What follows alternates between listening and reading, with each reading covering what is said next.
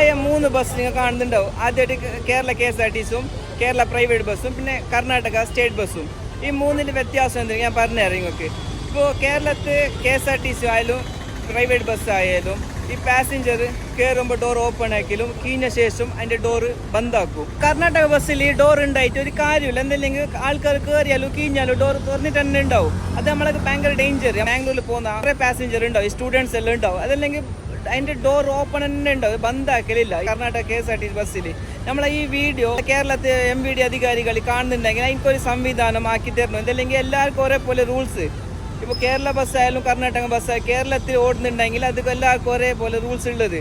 അത് ഒരു കർണാടക ബസ്സിൻ്റെ ഒരു നിയമം പാലിക്കണം. പിന്നെ നിങ്ങൾ കുറേ വീഡിയോ കണ്ടിട്ടുണ്ടാവും. അല്ലെങ്കിൽ ബസ്സിൽ ഓവർലോഡ് ഇട്ടുകൊണ്ട് ചില ആൾ ജാറിട്ട് താഴേക്ക് വീണിട്ട് ചിലപ്പോൾ ഡെത്തായി പോകുന്നത്. അത് കുറേ വീഡിയോസ് ചില മാധ്യമത്തിൽ കാണുന്നുണ്ടാവും. അതുപോലെ നമ്മൾ ഈ നാട്ടിൽ ആർക്കും അങ്ങ് സംഭവിക്കാതിരിക്കാൻ വേണ്ടിയിട്ടാണ് ഇങ്ങനത്തെ ഒരു വീഡിയോ ഞാൻ എടുക്കുന്നുള്ളത്.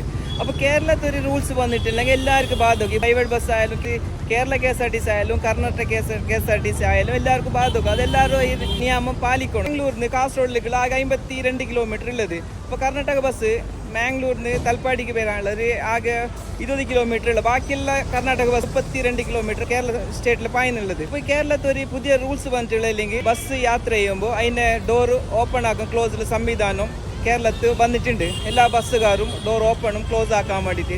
ആ നിയമം നമ്മൾ കർണാടക ബസ്സുകാർ പാലിക്കുന്നില്ല. അതുകൊണ്ട് നമ്മൾ ഈ കേരളത്തെ MVD അധികാരികൾ ഈ വീഡിയോ കാണുന്നുണ്ടെങ്കിൽ അതിലേക്കൊരു സൊല്യൂഷന് നിങ്ങൾ ആക്കി തരണം.